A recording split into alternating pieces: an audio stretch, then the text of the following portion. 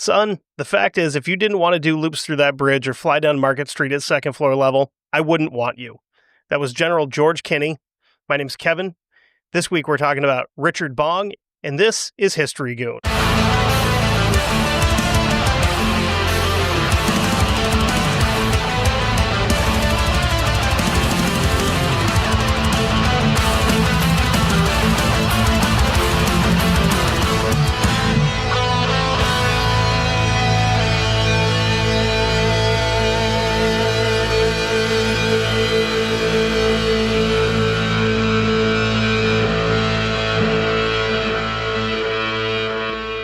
What is going on, everybody? We are back again with another episode of History Goon. This one is gonna be a hoot. It's been a minute since we did anything World War II. We've definitely never covered a pilot so far. I almost said pirate. Spoiler alert for possibly next week. Who knows? But this week we're going to talk about a man by the name of Dick Bong, which, if you're going to Google it to look this guy up, just type in Richard Bong, because unless you've got Safe Search on, you're going to get some very strange things thrown in there. Glass paraphernalia, we'll call it. Richard Ira Bong was born in Superior, Wisconsin, September 24th, 1920, to his father, Carl Bong, who is a Swedish import, and Dora Bryce, who was born in the United States. Her parents are Scotch and English. Pretty common for white folks. If you'd thrown in like German or Irish, that's about 90% of us. Dick wouldn't be an only child for very long. Mom and dad would populate the popular Wisconsin farm with a total of 9 kids, meaning he's the oldest of 9. That's a lot of kids, man. That's a lot of kids. God. But I mean, you're working on a farm. You kind of have to have that many kids at that point, I guess. So little Richard grew up out in the woods with dad, hunting and fishing. Also, obviously, farming. You have, 9 kids and you're running a farm. You're going to learn how to farm. His first brush with his career came when the 30th president, our guy out here in the state of Vermont, Calvin Coolidge, spent the summer in Superior, Wisconsin. Calvin Coolidge was born in Plymouth Notch. We're not talking about him, but he's from my neck of the woods. He's about 30 minutes from where I sit currently. He was a political rarity. He was a Vermonter that went to Massachusetts and got into politics there, whereas nowadays it's usually the other way around. We actually have more out-of-staters in political office here than we do native Vermonters, but that doesn't really matter to Dick Bong because he's just a kid. So being the president, Coolidge is obviously going to have a lot of correspondence coming and going, but since he is the president, it's not coming like regular mail. It's being flown into him. Little Dick is locked in and fascinated by the planes, and from then on, he spent a lot of his time building little model plane, like wood planes, reading books about planes, thinking about planes. And what really spurred it all on was one of these days he's out in the woods and he saw the plane go over, and it was low enough that he could read the tail numbers on it. And he looked up and just kind of like being a little kid, just waved at the pilot, not realizing that the pilot could see him, and the pilot waved back. And that was the moment that he went, that's what I want to do with my life. I want to be in the sky. So one day his father, who's a World War I veteran, told him the story about a race car driver that got recruited for World War I by the name of Eddie Rickenbacker. He's getting his own episode. I have other pilots that I have to cover before him from World War I that maybe were on the other side, maybe fought Snoopy. I don't know. He's going to get covered though. Eddie was the baddest flying American during World War I. He scored 26 kills, making him the ace of aces, meaning that he is the best fighter pilot on the American side of World War I. To be considered an ace, you have to have 5 kills, so that would make Eddie an ace 5 1/5 times over. +1. I'm not good at math. This isn't a math podcast. It's history. That's what I do. So between having his head in the clouds, he's also playing basketball, baseball, obviously hockey. He's in Wisconsin. He played clarinet in the school band. He's in the 4-H club. Farm kid, makes sense. And he's singing in the choir at his local Lutheran church. So he's a very busy kid in a small town so small that, in fact, the high school only lasted 3 years. His senior year, there were so few students that he had to commute 44 miles round trip to Superior from Poplar to go to school. And honestly, if he didn't want to be a pilot, he probably wouldn't have finished high school if he was just going to take over the family farm. But there's a thing that comes out while he's in high school called the Civilian Pilot Training Program. And this kind of came up like just towards the end of his time in high school.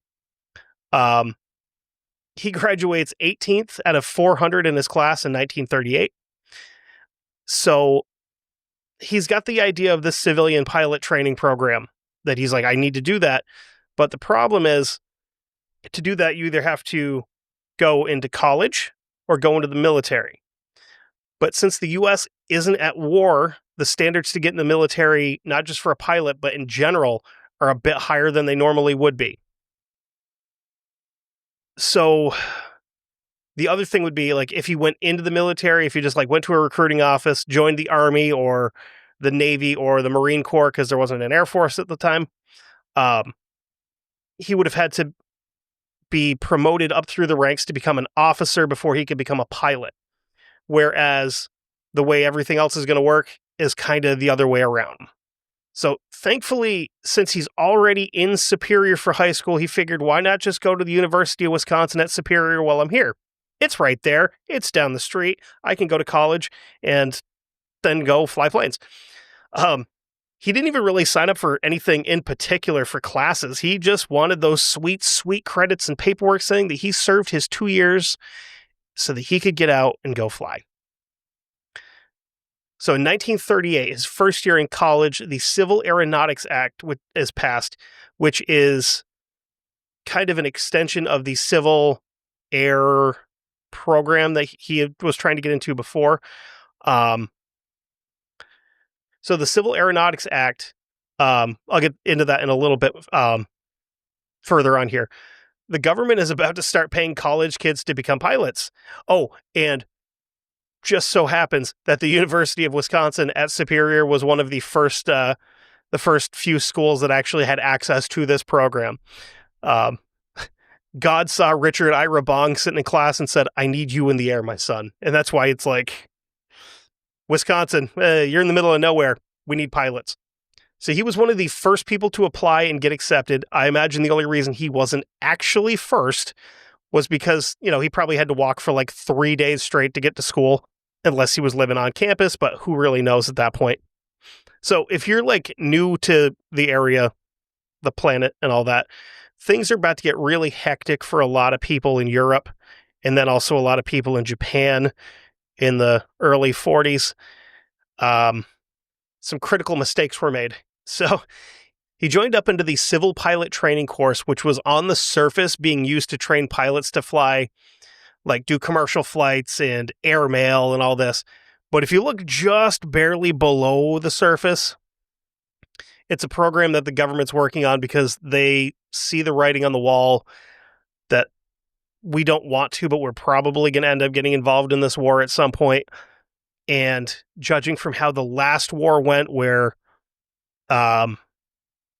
fighting in the air was a new thing, that's not just going to go away. That's going to be something that advances, and we need more people than we had last time. Because, last time we had pilots, but they were basically flying, planes made out of balsa wood with, revolvers and dynamite that they're throwing at people. But so we're going to build real planes this time and kind of see what happens. So as soon as he joined this program, he excelled.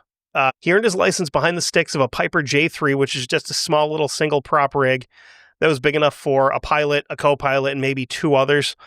Think like if you've ever seen, or if you've ever, not that I have because I'm terrified of the idea of it, people that skydive. Those little small planes where they've got, the Piper, not the Piper, the pilot, co-pilot, and then, like room for like 5-6 people to sit along the walls. It's essentially the same thing. It's a very small little plane. And this is actually the most highly produced aircraft that Piper would put out. And from what I, a moron, can tell, this is the basis for most of the small single-engine planes that we have out today. like the privately owned planes that if you live anywhere near like an airport, some dude with too much money that's like, oh, I'm going to buy a plane. It's most likely something like this, where it's just a single engine little dealy. They're kind of cool, but planes scare the bejesus out of me, especially being on them, because there's not many people that are pushing 40 that can say they've never flown on an airplane. I happen to be one of them. Most of the people running this program, when they had to say anything about Dick Bong, they all kind of used the same word, and that word was natural. He ends up joining the Army Air Aviation Cadet Program in 1941, and his wing was sent to California for further training. And again, he stood out in the crowd and was sent to Luke Field, which is near Phoenix, Arizona, for gunnery training. This is the fun part, because he is a fantastic pilot. He is a terrible shot. Keep that in mind for where we're going here. So here he'd move into an AT-6, which is a single-engine training fighter. These planes had specialized governors on them to keep them from hitting top speed. Speaking of governors, his gunnery trainer was future Senator and Republican presidential nominee Barry Goldwater. He would actually run and lose against LBJ in 1964. Goldwater said that Bong was one of, if not the most talented pilots he had ever seen, which is saying something, because you're running a gunnery training school for pilots. So you are seeing a ton of pilots come through here. And for this guy to stand out and be the best that you've ever seen is impressive. What sucks for people like this is when you're this good at something, they tend to try to keep you there to train other people to make sure that they are just as good at it as you are. Meaning that if they can convince you to stay in a training role, you don't get to go do what you actually signed up to go do. They make you a teacher so that you can't go shoot down the Japanese. Spoiler alert, he's going to shoot down a bunch of Japanese.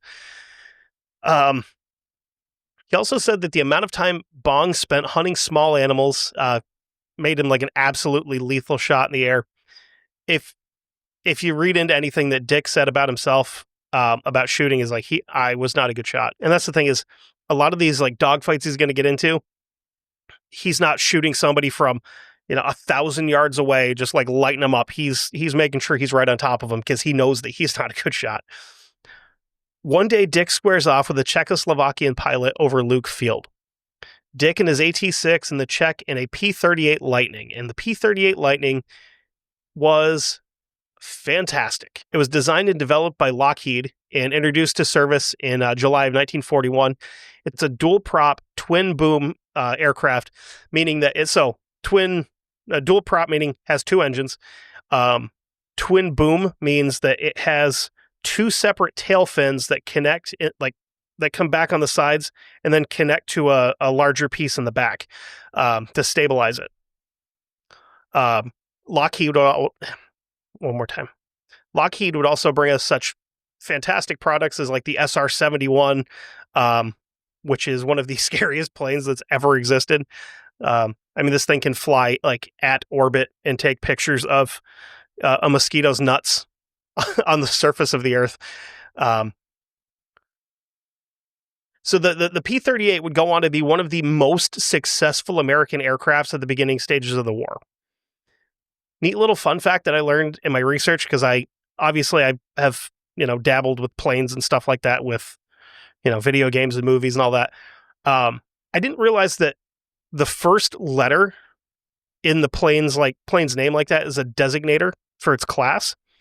So if you have one starting with F, that makes it a fighter. If you have one starting with B, that makes it a bomber. P is for pursuit.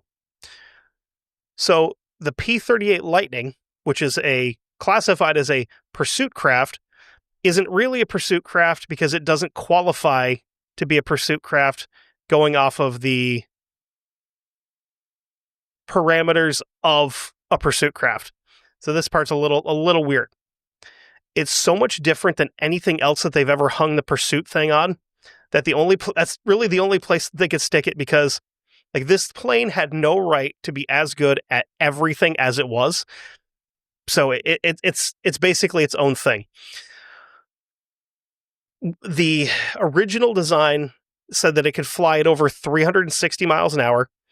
Turns out with the dual engines, it would end up clocking in at closer to 415 miles an hour, which is about 100 miles an hour faster than any other fighter on the planet at the time.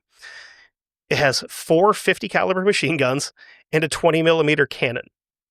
It can also climb to over 20,000 feet in elevation in under 6 minutes, which is pretty impressive for an aircraft at the time. But it did that while also carrying 1,000 pounds of ordnance, plus anything for the machine guns. So you have 1,000 pounds of bombs, 4 50 caliber machine guns, and a 20 millimeter cannon.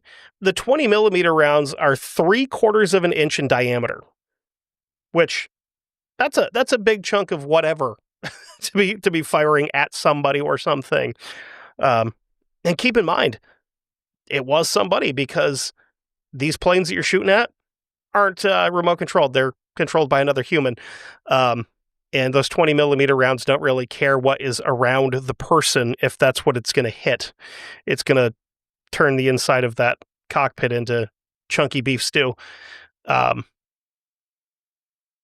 optimal for the pilot. So where this thing stood out is fighter and pursuit planes usually carried 500 pounds of bombs. So the committee that oversaw the creation of it came up with a new category for the P-38, which is the category of interceptors. So the Pursuit 38 Lightning is actually an interceptor, but we never reclassified it because that would have taken too much time to change the P to an I. You know, the P-38 is basically the scariest thing on wings until the P-51 Mustang arrives on the scene, in my opinion. I think the Mustang was one of the better fighter planes of World War II. The Mustangs and the Hellcats are pretty excellent. I guess we'll give the British their due. They had some really cool ones too, like the Spitfire, and you got to give them credit somewhere, I guess. The Germans, though, German airplanes were ridiculous.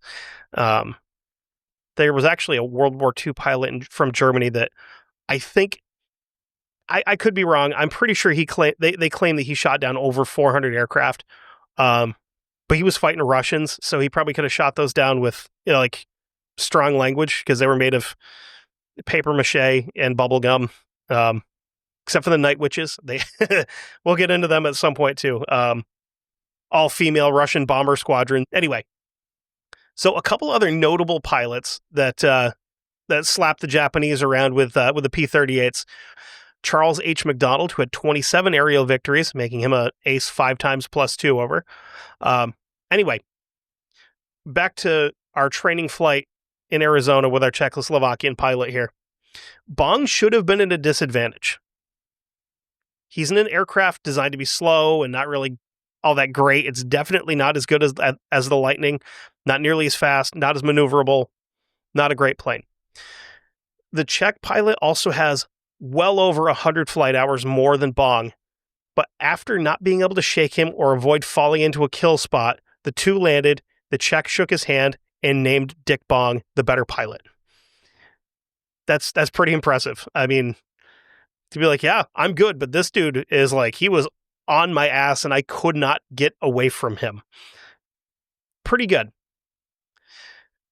This personal victory for Dick Bong would be very short-lived, though, because December 7th, 1941, the Japanese made what I would refer to as a tactical error when they bombed Pearl Harbor.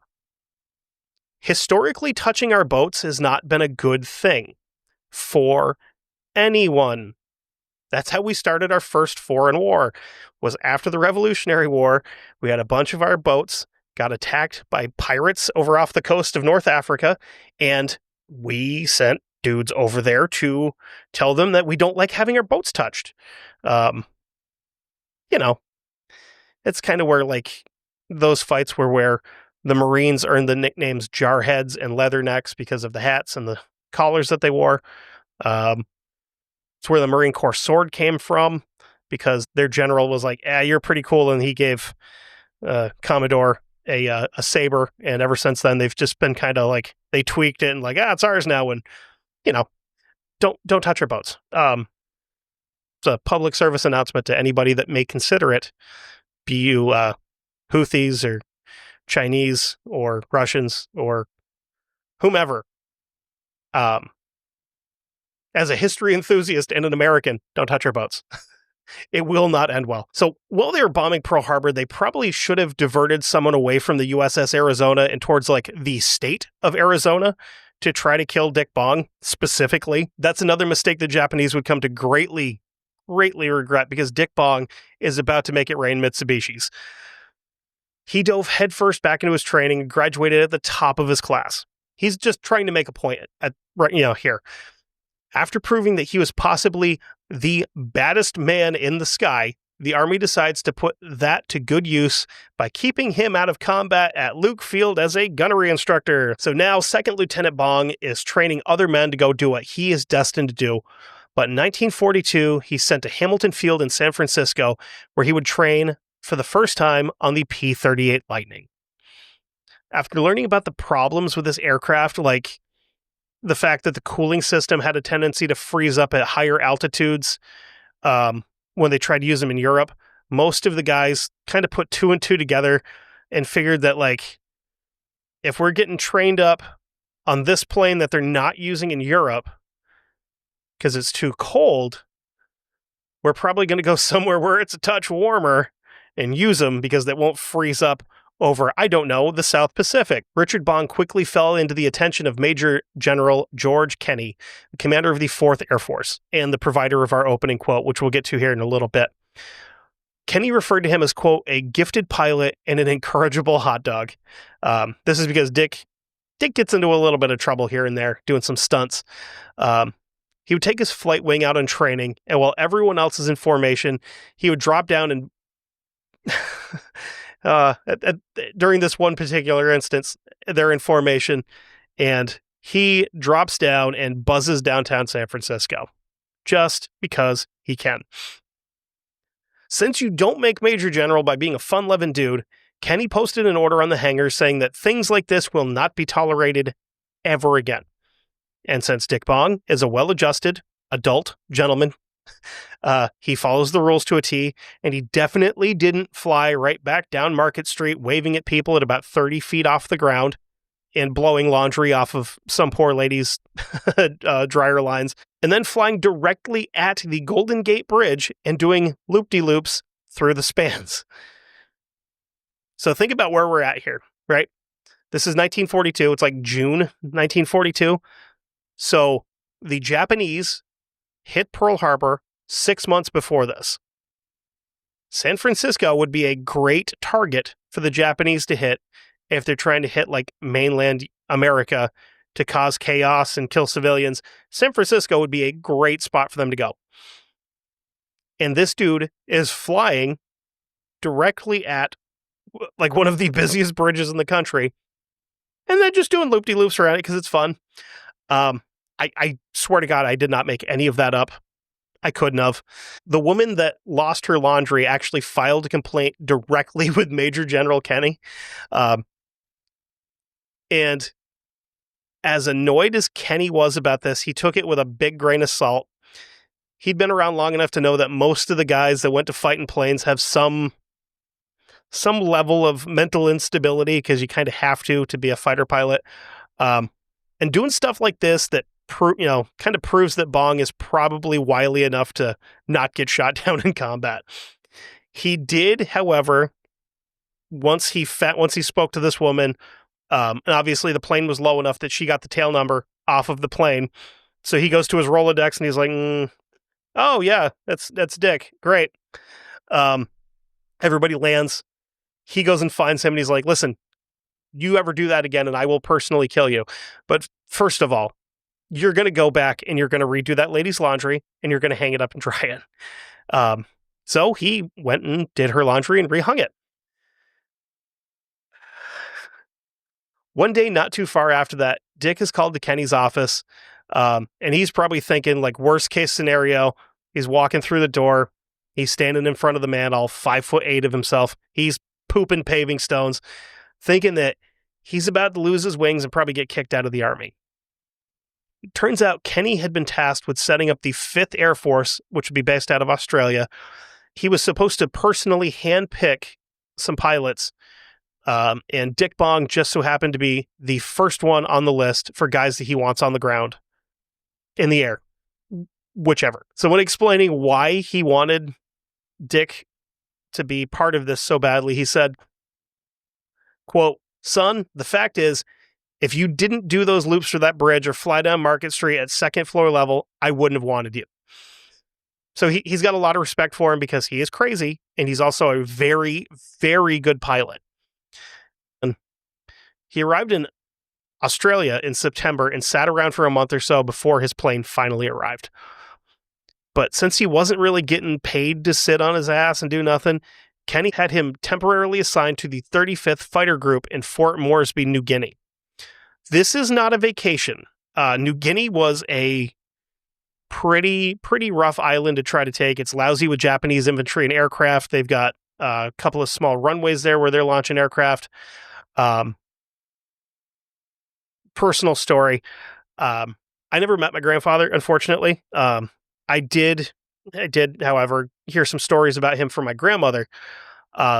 He was in the Army during World War II, but he was attached to the Marine Corps as a transportation driver. He drove Higgins boats, which are like the landing craft that were going up onto the beach. And he was actually one of the craft that landed on New Guinea in one of the early waves that went through. And he told her that he was getting shot at so much, like there were so many bullets coming through the windshield at him that he couldn't even reach up behind him to grab his rifle to get it down if he ever needed it. And he landed this craft from the floor of his boat. So you'd have to come up to the beachhead, turn and back in so you can drop the gate to let everybody out. He had to do that basically sitting on the floor because he was being shot at so much that he couldn't put his head up to see where he was, or else he would have been killed. There's also stories about after the landing where it had been a couple of days, they went to go move the craft, and there was a giant whatever kind of snake in his, and he refused to move it, and somebody came over and shot it and dragged it out, and he goes, "Okay, good, now I'll move the boat." Kind of wish I'd met him. That would have been cool to get some of his stories, but I don't really know if it's at this point or a few weeks later. Not real important. What is important is at some point in this general time frame, there's an advisor going from airbase to airbase talking to the pilots. He's kind of like giving them advice about if you get into a dogfight, you should try this. These are the different maneuvers you can try. Very, very experienced. Dick hears that this guy is on his base and he doesn't want to miss the opportunity to learn something new. He shows up. He gets to sit down to meet Eddie Rickenbacker, the U.S. ace of aces, his childhood hero. And after everybody else leaves, he kind of peels off with Eddie, and they just kind of sit and talk for like a couple of hours. Just talking planes, talking combat, all this. And they get on the topic of how Eddie broke the record. He explained that during World War I, it was really easy to tell if you scored a kill because you're fighting over land.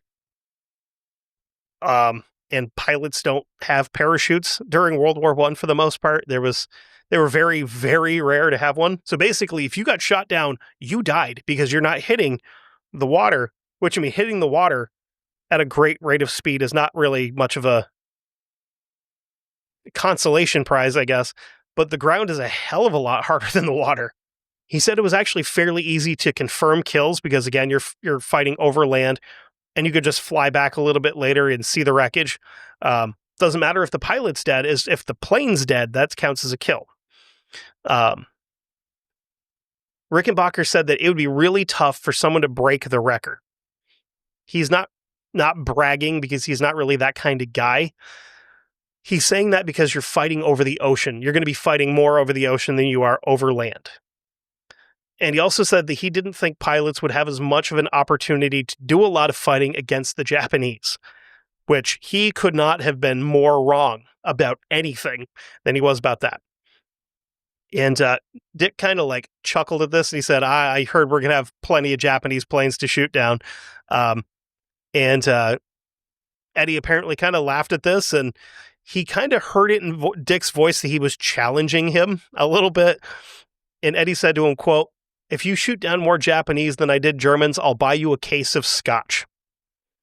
General Kenny, who just so happened to be right in that area, was listening to this conversation or walking through it or whatever, doubled down and said, yeah, I'll throw one in too if you shoot down more than him.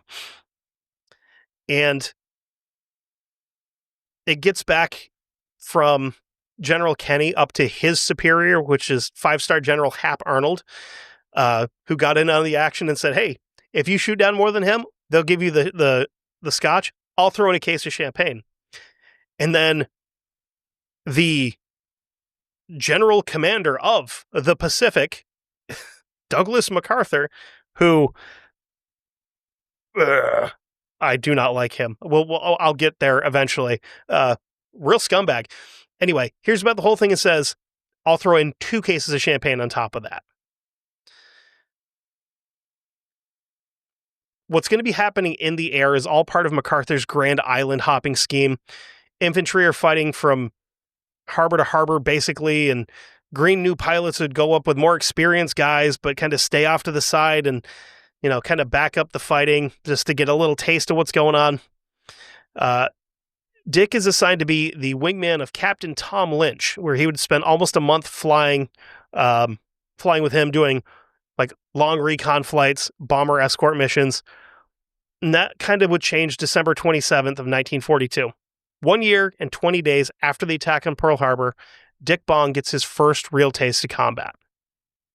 Captain Lynch was leading the 12-plane squadron made up of P-38s, and they intercepted 40 Japanese craft over the northwest coast of New Guinea.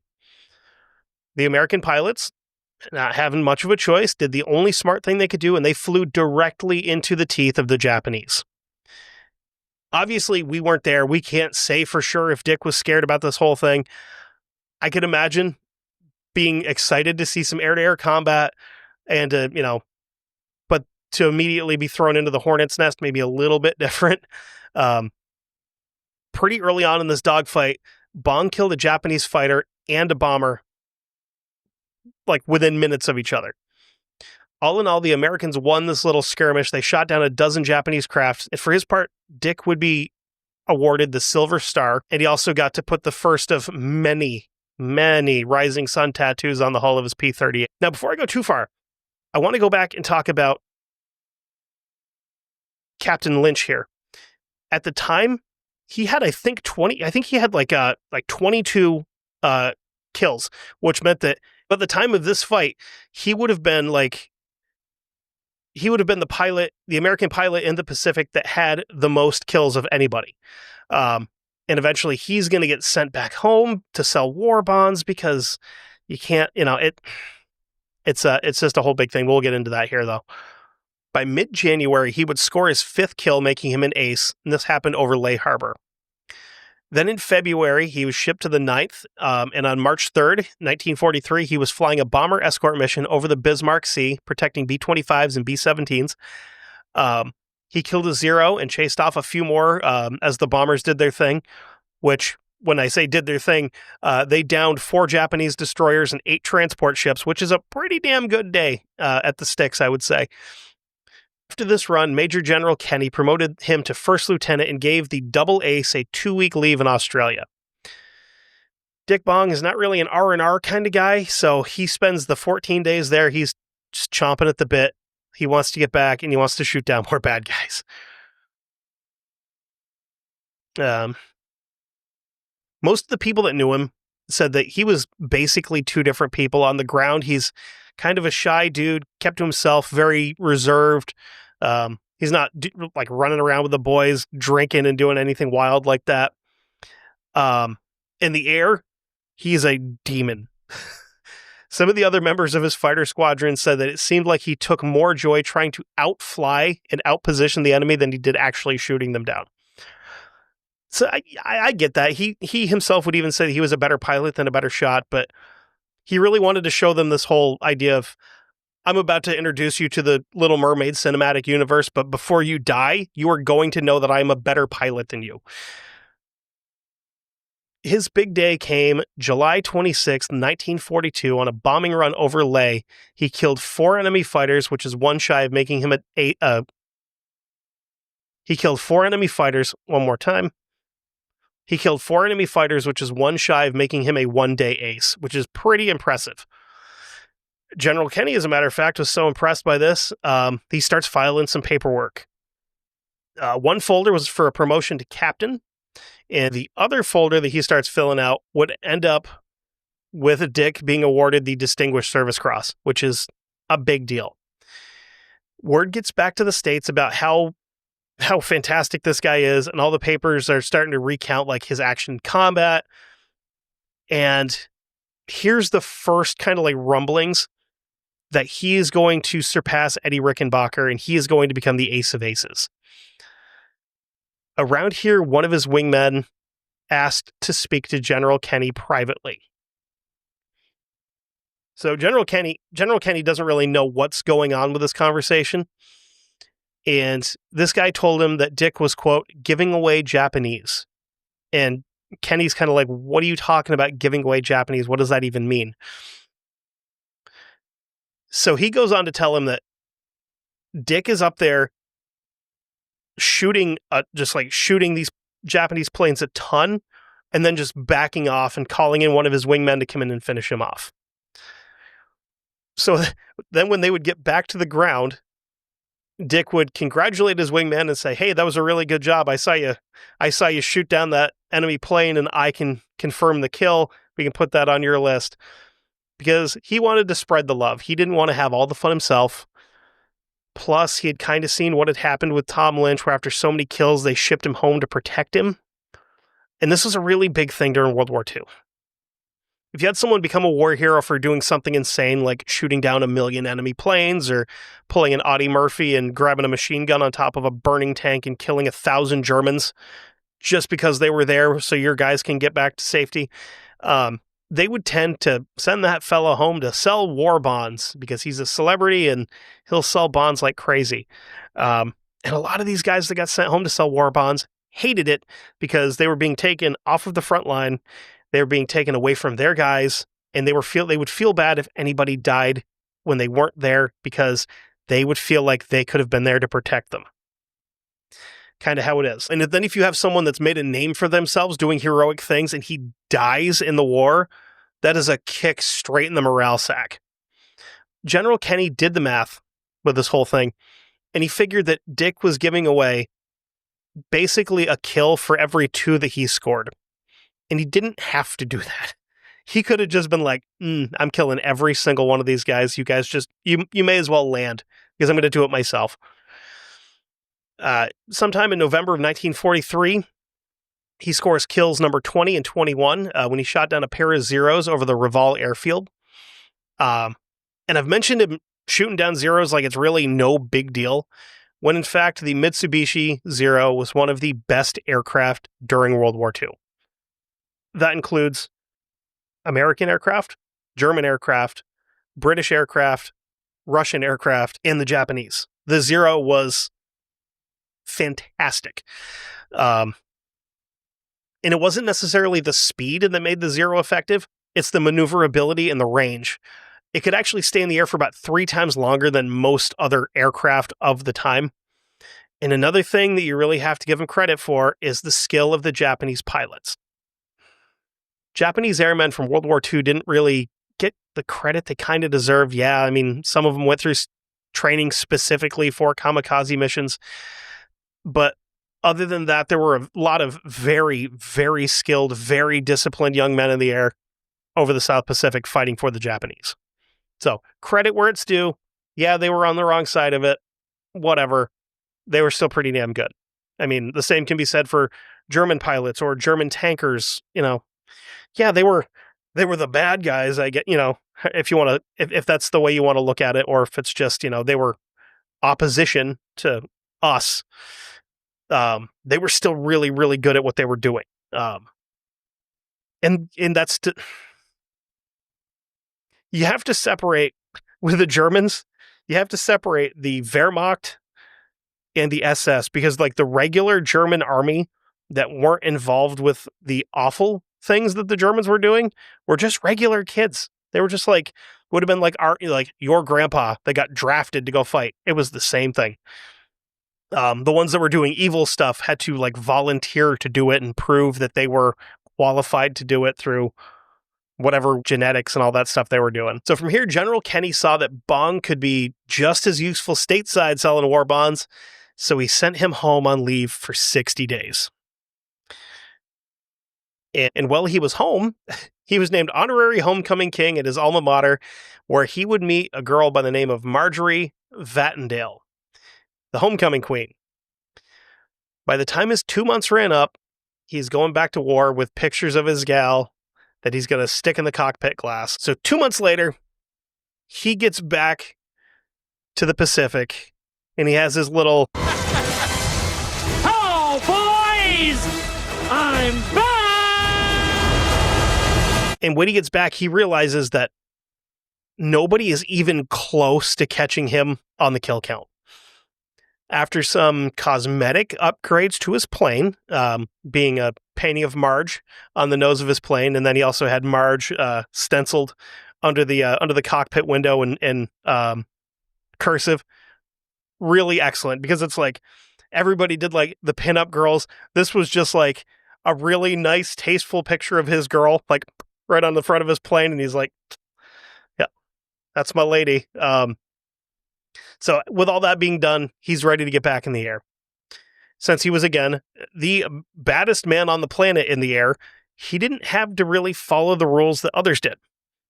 Most of the pilots are assigned to areas, so you may see bad guys, you may not, because you're playing zone. He's given free rein to go where he wanted to chase bad guys to try to break this record.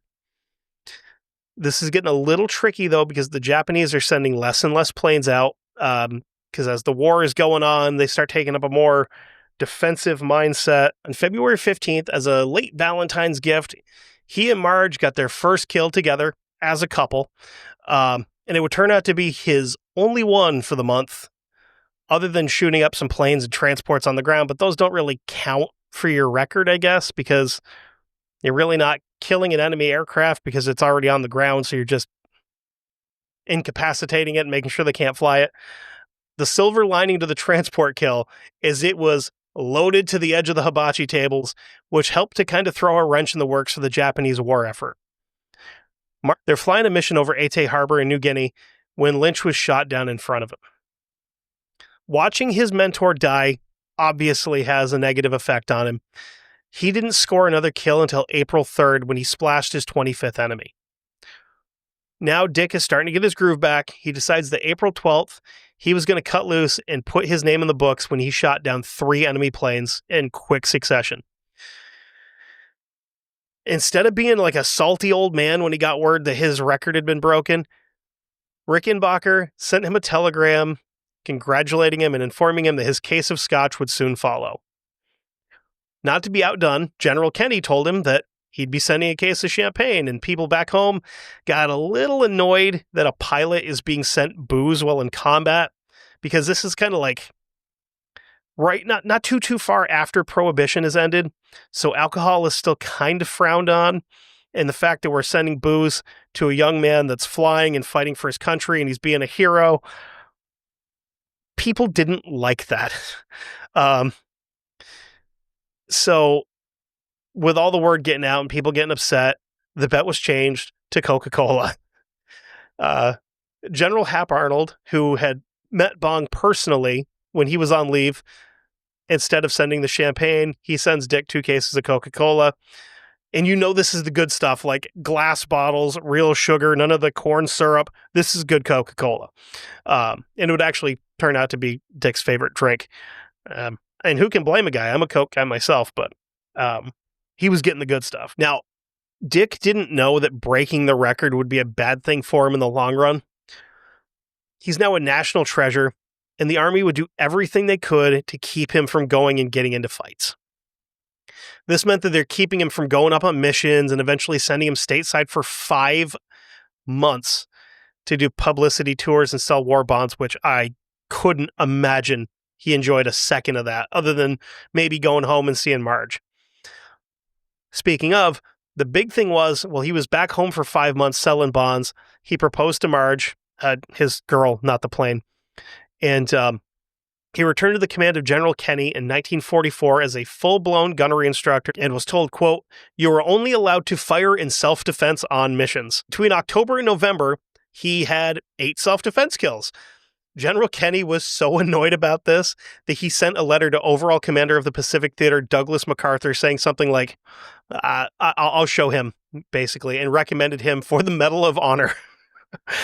Because he knew if Dick received the Medal of Honor, he's no longer allowed to fight. You get the Medal of Honor, you go home, you sell war bonds, you're miserable, you get to do whatever you want, but you get to fly for free when you go anywhere in the country. MacArthur agrees to this and sends the request up the flagpole. December 8th, 1944, he was in Tacloban City, Philippines, when he stood in front of a small gathering and had this read, quote, "For conspicuous gallantry and intrepidity in action above and beyond the call of duty in the Southwest Pacific area from October 10th to November 15th, 1944, though assigned to duty as gunnery instructor and neither required nor expected to perform combat duty, Major Bong voluntarily and at his own urgent request engaged in repeated combat missions, including unusually hazardous sorties over Balikpapan, Borneo, and in the Leyte area of the Philippines. Leyte was a meat grinder in the Philippines.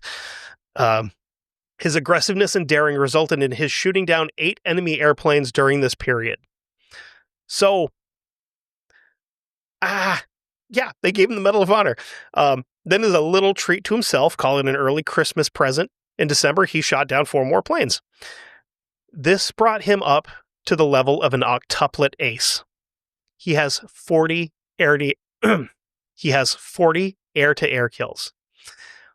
After this, he shipped back home, where he arrived on New Year's Eve. From there, he went to D.C. and was sent to work with Hap Arnold, doing press conferences, public appearances. That is up until February, when he sneaks back to Wisconsin to marry Marge in his childhood Lutheran church, which is fantastic. After the wedding and honeymoon, he's assigned to test out the new P-80 Shooting Star. This is the first American-made jet aircraft. Now, it's not the first jet aircraft in general. It's just the first American jet aircraft, because the Germans had done the, I can't remember if it was a Messerschmitt or a Fokker-Wulf, but one of them they made with a jet engine. It never really saw a lot of combat, though. So he's got a lot to learn with this new system and new craft, but he is definitely the guy for the job. August 6th, 1945, he's scheduled to make his 12th test flight. He gets up to speed and lifts the nose off the runway and into the sky when the engine caught fire and died. The plane goes nose first into the ground, and Dick Bong is killed instantly on impact.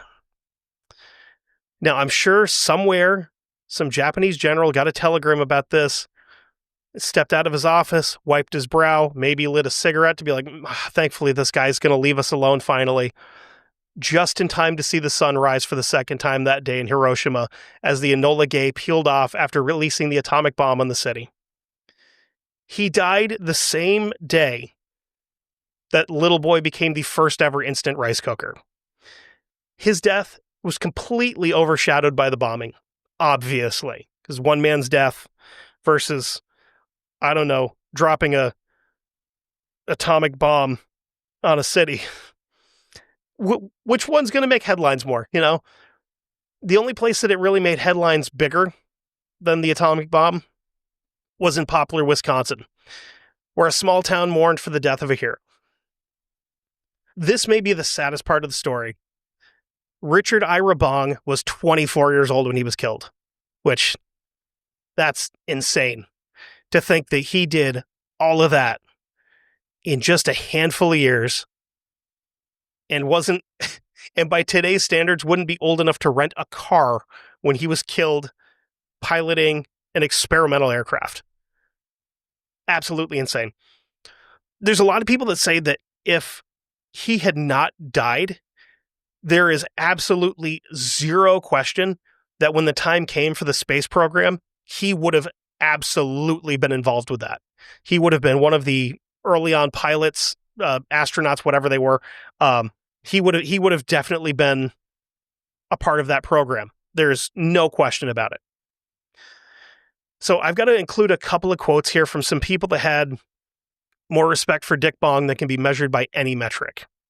Quote, Major Richard Bong was an example of the tragic and terrible price we must pay to maintain principles of human rights of greater value than life itself. This gallant Air Force hero will be remembered because he made his final contribution to aviation in the dangerous role of test pilot of an untried experimental plane, a deed that placed him among the stout-hearted pioneers who gave their lives in the conquest of sky and space. That was Eddie Rickenbacker, who had become really good friends with him. They had a lot of respect for each other. And obviously, like, Dick grew up with this guy as his hero. Like, he wanted to be Eddie when he grew up. And sometimes you get to outdo your heroes, and, you know, it was pretty cool. Here's another one. Quote, You see, we not only loved him, we boasted about him. We were proud of him. That's why each of us got a lump in our throat when we read the telegram about his death. Major Bong, ace of American aces in all of our wars, is destined, again, one more time, is destined to hold that title for all time. With the weapons we possess today, no war of the future will last long enough for any pilot to run up 40 victories again. That was General George Kenney. And he was absolutely right, because to this day, Dick Bong still holds the record for the most air-to-air kills. So it's kind of a bummer, right? Not the best way to end a story like this. And that's why I absolutely refuse to leave here on a bad note. He deserves to have his episode end on something way more fun than that. One of his first missions as a squadron leader over in New Guinea, a member of his squad is having some engine problems. The engine, I believe the technical term for it went kerflooey. So we have a couple options here. We can either try to land at the airbase with one engine, which is really bad because with one engine trying to land, you're not going to have good control over the plane. You could kill somebody on the ground. You could damage more aircraft, which that's not good for the war effort at all. And if you crash it, the chances of you getting another plane, not just a P-38, but another plane in general, are very, very small. You're more than likely going to end up hanging out on an airbase and just doing whatever because we can't get you a plane because you crashed one. So at this point, they decide the best course of action is for this pilot to bail out somewhere and to let the plane go. You know, cut your losses, don't die. So you bail, we'll come back and get you ASAP. Dick called back to base to get a recon plane in the air before this guy even ejected from the plane. So the recon plane is in the air. They spot the pilot.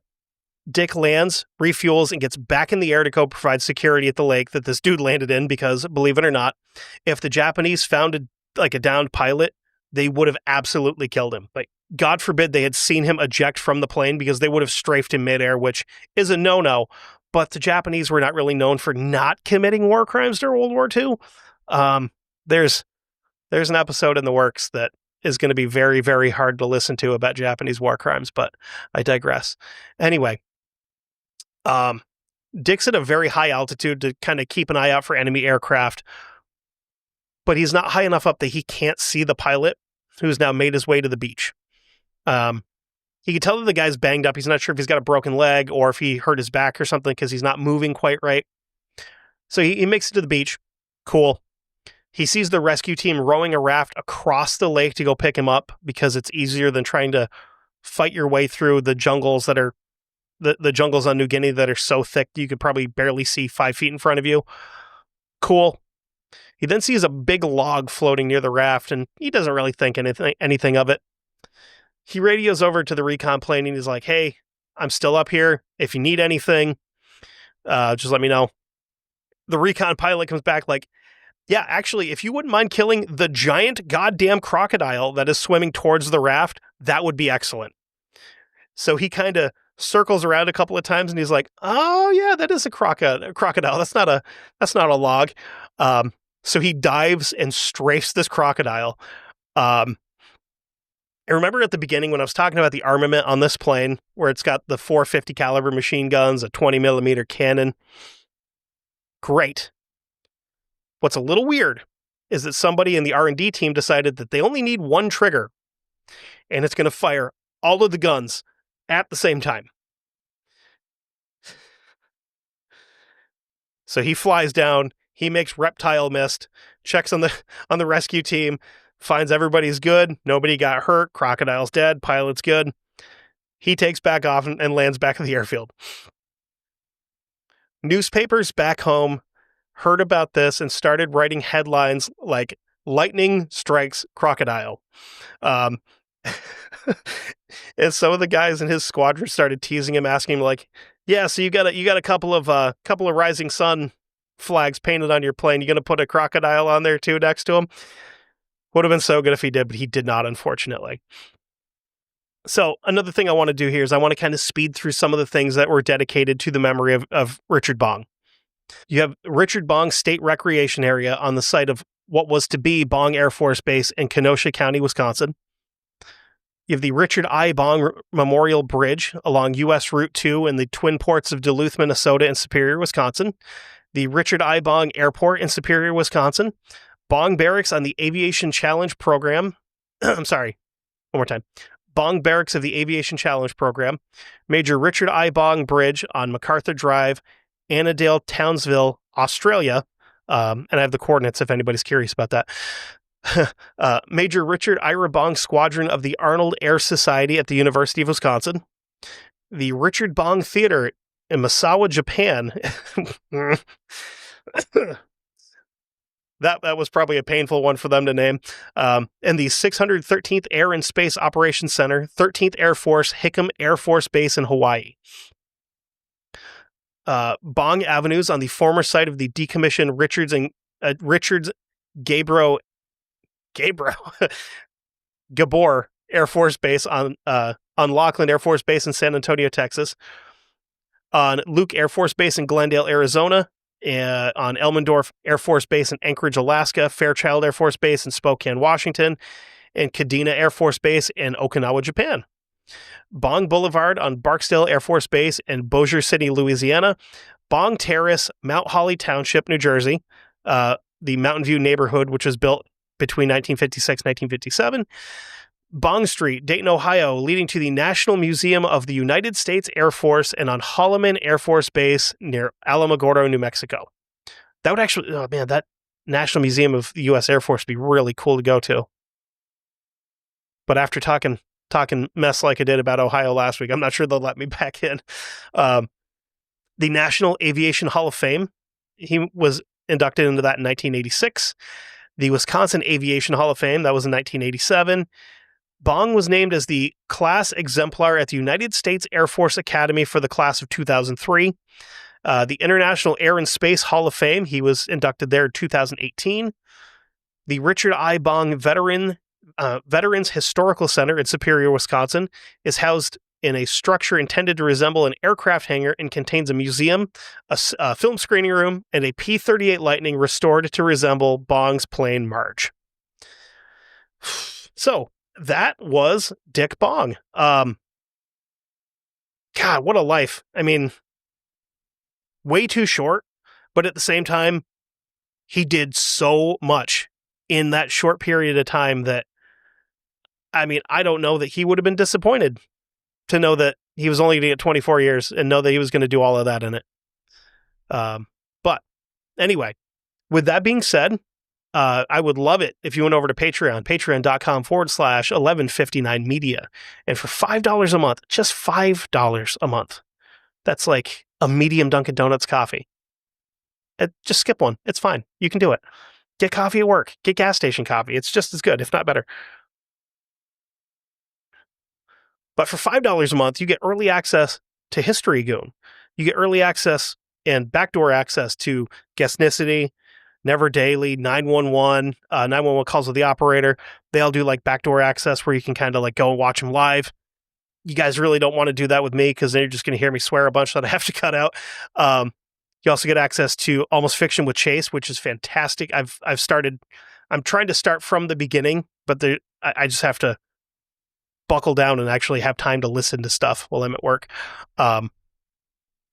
But yeah, we've got all of that. Or if you want to support me directly, I do have a Ko-Fi, which is ko-fi.com/historygoonpod.